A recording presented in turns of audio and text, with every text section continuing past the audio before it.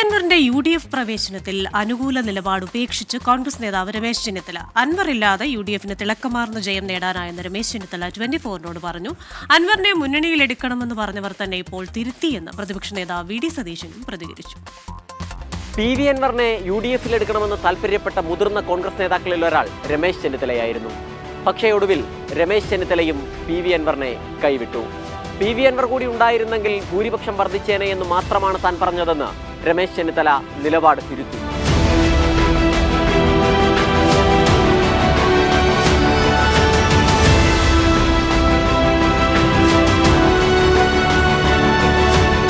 PV അൻവറിനെ UDFിലേക്ക് എടുക്കേണ്ടെന്ന തീരുമാനം താൻ കൂടി ചേർന്നെടുത്തതാണെന്ന് രമേശ് ചെന്നിത്തല പറഞ്ഞു. തന്റെ വാക്കുകൾ വളച്ചൊടിക്കപ്പെട്ടു.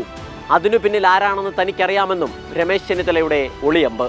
അൻവറോട് ഉണ്ടായിരുന്ന കുറേ കൂടി വോട്ട് കിട്ടുമായിരുന്നു എന്ന് മാത്രമേ പറഞ്ഞുള്ളൂ.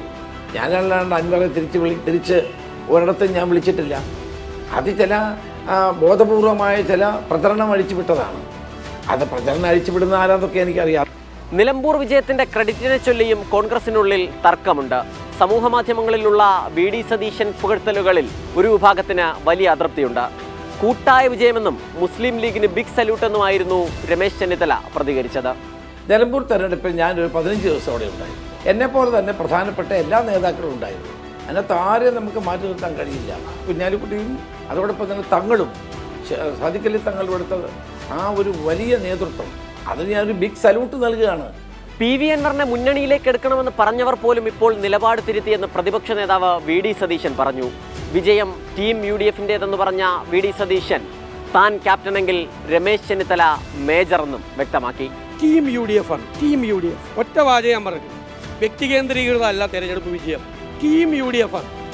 എന്നെ ക്യാപ്റ്റൻ എന്ന് വിളിച്ചിട്ടുണ്ടെങ്കിൽ രമേശ് ചെന്നിത്തല ക്യാപ്റ്റനല്ല, അത് മേജറാണ്. കോൺഗ്രസ് നേതാക്കൾ PV അൻവറിന് മുന്നിൽ വാതിലടയ്ക്കുകയാണ്. പക്ഷേ മുസ്ലിം ലീഗിന് അങ്ങനെയൊരു നിലപാടില്ലെന്നാണ് സൂചന. സമാന ചിന്താഗതിക്കാരെ ഒപ്പം കൂട്ടണമെന്നാണ് ലീഗ് നേതാക്കൾ പറയുന്നത്.